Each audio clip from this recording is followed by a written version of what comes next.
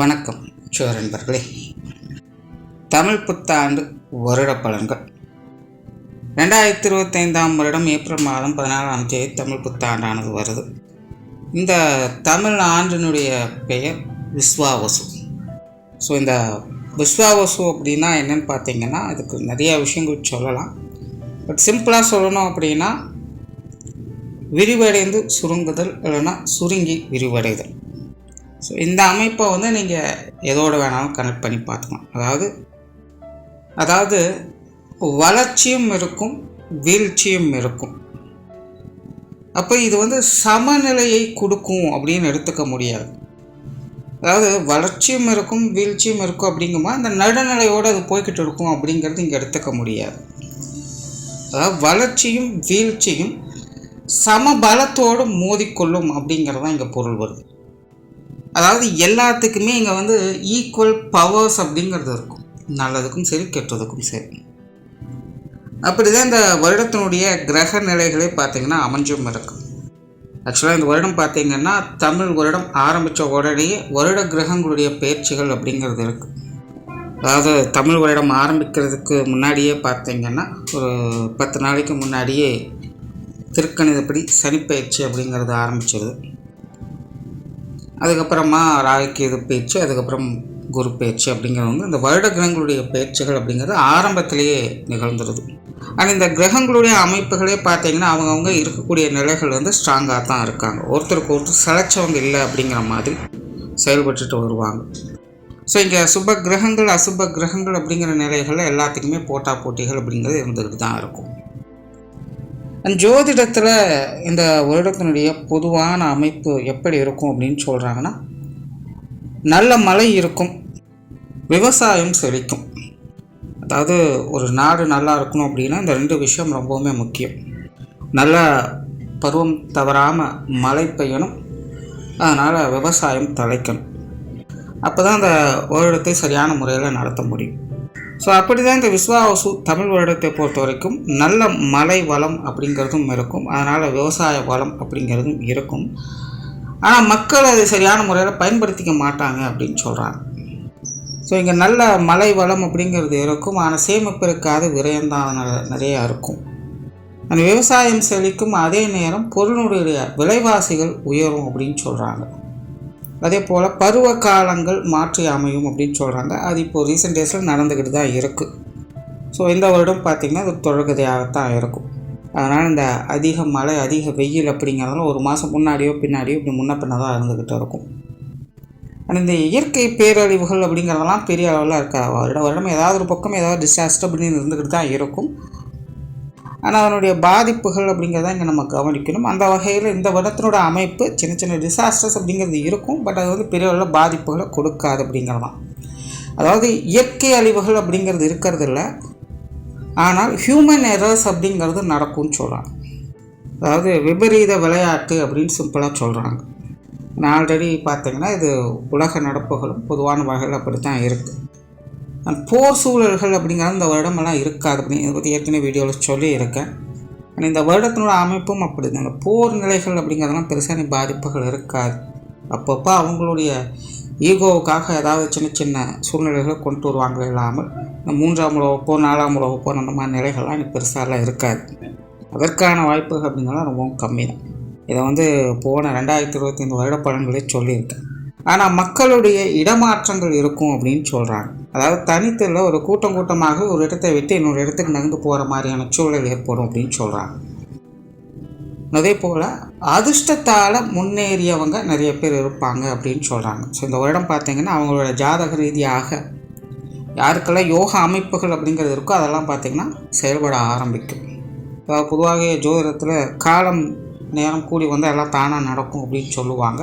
So அப்படி இது யோகத்துக்கான அதிர்ஷ்டத்துக்கான ஒரு காலம் சொல்லலாம். ஸோ உங்களுடைய ஜாதகத்திலும் யோக அமைப்புகள் அந்த அதிர்ஷ்ட அமைப்புகள் இருந்தது அப்படின்னா இந்த வருடம் அது செயல்படுவதை பார்க்க முடியும். ஸோ நிறைய பேர் பார்த்திங்கன்னா அதிர்ஷ்டத்தால் உயர்ந்த நிலையை பெறக்கூடிய அமைப்பு இருக்கும் அப்படின்னு சொல்கிறாங்க.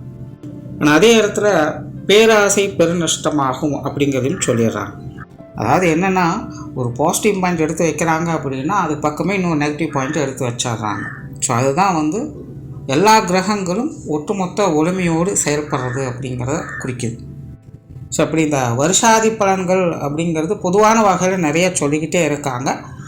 பட் எல்லா பக்கமும் ஒரு பாசிட்டிவாக நடந்ததுன்னா இன்னொரு பக்கம் நெகட்டிவ் அப்படிங்கிறது கண்டிப்பாக இருக்கும் அப்படிங்கிறத மென்ஷன் பண்ணிகிட்டே வராங்க. ஸோ இந்த அமைப்பானது ஒவ்வொரு ராசிகளுக்குமே ஒவ்வொரு விதமான சாதக பாதகமான அமைப்புகளை கொடுக்குது. அப்படி உங்களுடைய ராசிக்கு இந்த விஸ்வாவசு தமிழ் வருடம் எப்படி இருக்கும் அப்படிங்கிறத பற்றி தான் பார்க்க போகிறோம். கும்பராசி. கும்பராசிக்கு இந்த விஸ்வாவசு தமிழ் வருடமானது ஒரு கலவையான வருடமாகவே அமையும். காரணம், கும்பராசிக்காரங்களுக்கு இந்த வருடம் பார்த்திங்கன்னா சுப கிரகங்களுடைய அனுகிரகம் அப்படிங்கிறதும் இருக்குது, அசுப கிரகங்களுடைய சேர்க்கை அப்படிங்கிறதும் இருக்குது. ராசி ரீதியாக பார்க்கும்போது கும்பராசிக்காரங்களுக்கு 7 சனி பாதச்சனியானது நடந்துக்கிட்டு இருக்குது. அடுத்தது ராசியில் ராகுகேதுவோடைய சஞ்சாரம் அப்படிங்கிறதும் இருக்கும். அதே நேரம் ராசிக்கு 5ஆம் இடத்துல குருவோட சஞ்சாரம் இருந்து குருவோடைய பார்வையும் ராசிக்கு கிடைக்கப்பெறும். ஸோ கும்பராசிக்காரங்களோட அமைப்பே பார்த்திங்கன்னா பெரும்பாலும் சுப பலன்கள் அப்படிங்கிறது ஒரு பக்கம் வந்து கொண்டு தான் இருக்கும். அதே நேரம் இந்த அசுப கிரகங்களுடைய சேர்க்கை பார்வையால் சின்ன சின்ன சங்கடங்கள் அதிர்ச்சிகள் அப்படிங்கிறதும் இருந்துக்கிட்டு தான் இருக்கும். அதனால் கும்பராசிக்காரங்களுக்கு இந்த வருடம் முழுவதுமே ஒரு கலவையான பலன்கள் தான் இருக்கும். தனிப்பட்ட முறையில் கும்பராசிக்காரங்க ரொம்பவுமே ஆக்டிவாக இருப்பாங்க. உண்மையில் கும்பராசிக்காரங்களுடைய உண்மையான இயல்பு என்ன, அவங்களுடைய மைண்ட் செட் என்ன, அவங்களுடைய கெப்பாசிட்டி என்ன அப்படிங்கிறத பார்க்கக்கூடிய நிலையை இந்த வருடம் செயல்படுத்தும். உங்களுக்கே உங்களால் என்ன முடியும் முடியாது அப்படிங்கிறத புரிய வைக்கும்.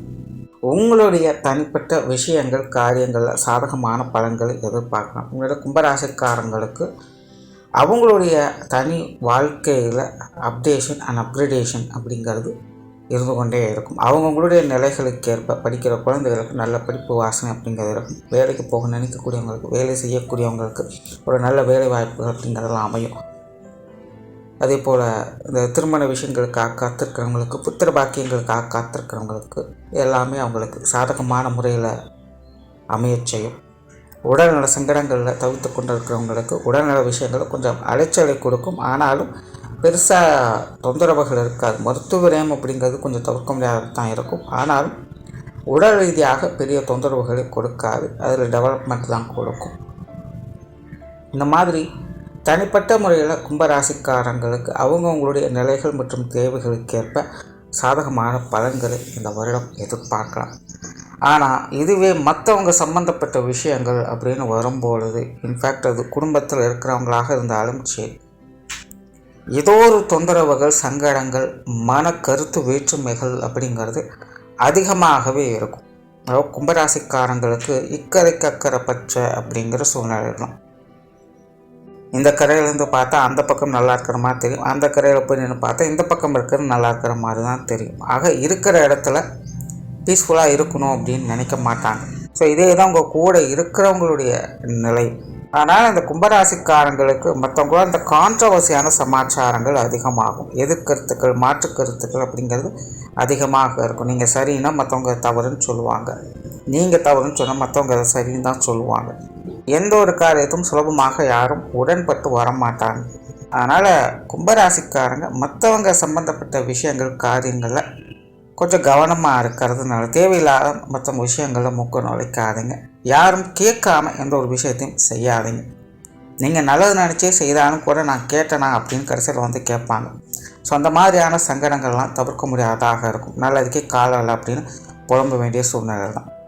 ஸோ இந்த மாதிரியான விஷயங்களை தான் கும்பராசிக்காரங்க கவனமாக கையாள வேண்டியதாக இருக்கும். அதே போல் பேச்சில் நிதானம் எடுத்து, நார்மலாகவே இந்த பாதச்சனி காலத்தில் 2ஆம் இடத்துல சனி போகும்பொழுது நம்ம ஒன்று சொல்ல மற்றவங்க காதுக்கு இது வேறு மாதிரி தான் போய் சேரும்.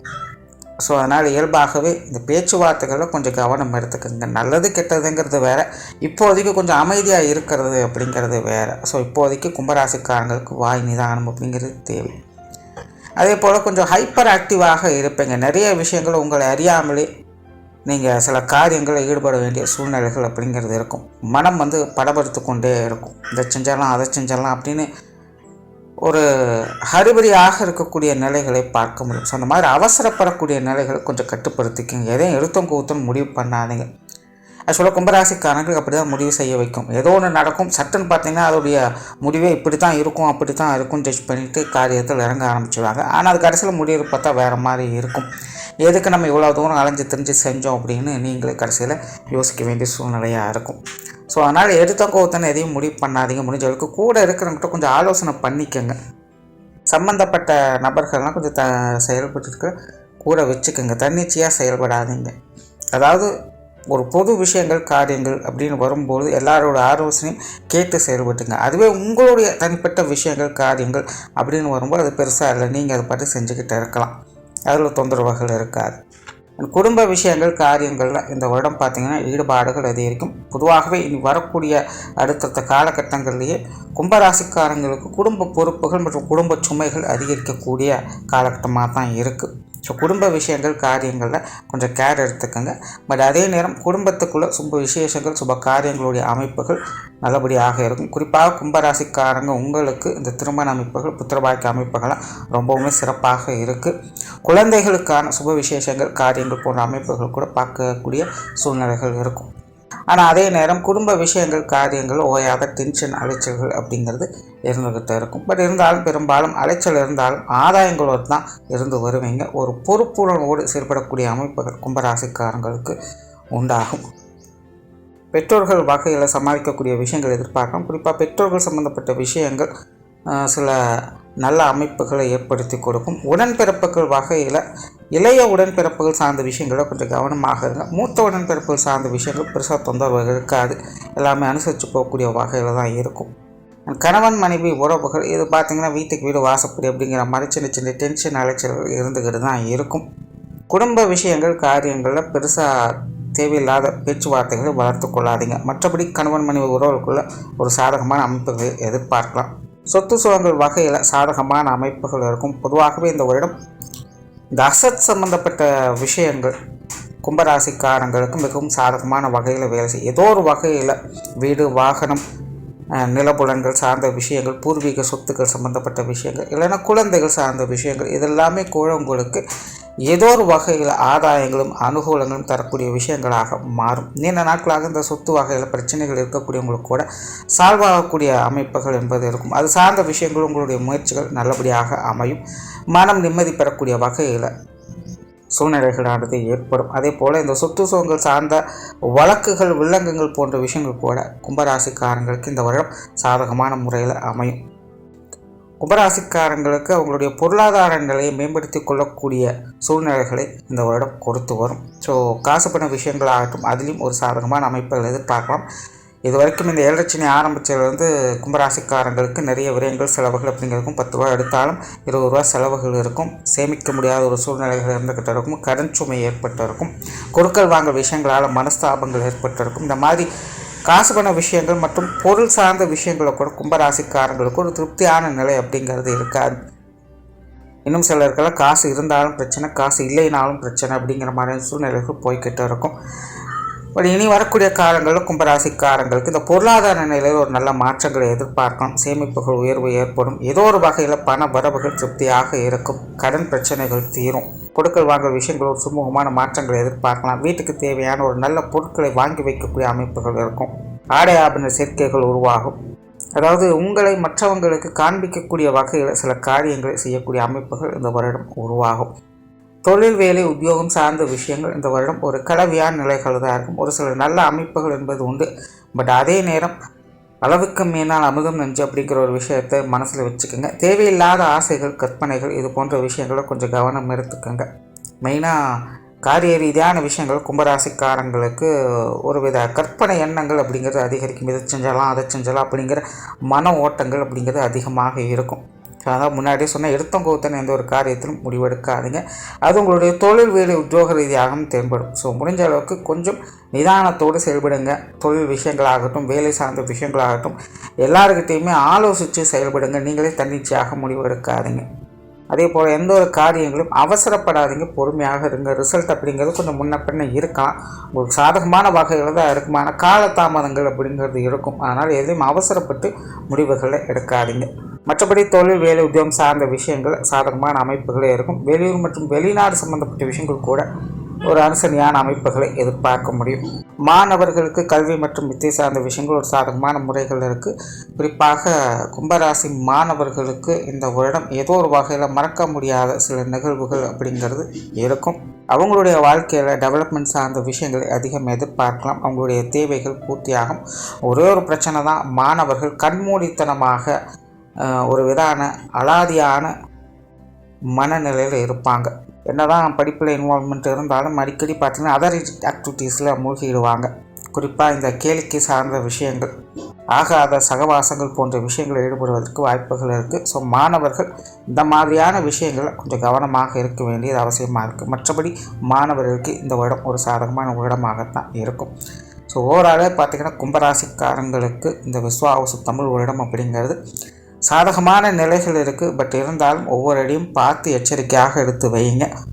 காரணம், கும்பராசிக்காரங்க இனி பின்னோக்கி போக மாட்டீங்க, முன்னோக்கி தான் போவீங்க. அதில் எந்த பிரச்சனை கிடையாது. ஆனால் அடிக்கடி கால் ஸ்லிப் ஆகிக்கிட்டே இருக்கும், அதனால் கொஞ்சம் சங்கடங்கள் அப்படிங்கிறது இருக்கும். ஸோ அந்த மாதிரியான சூழ்நிலைகள் தான் கும்பராசிக்காரங்களுக்கு இருக்குது. அதனால் முடிஞ்ச அளவுக்கு கொஞ்சம் கவனத்தோடு இருக்கிறது நல்லது. பெரும்பாலும் சாதகமான அமைப்புகளை எதிர்பார்க்கலாம். நன்றி, வணக்கம், வாழ்க வளமுடன்.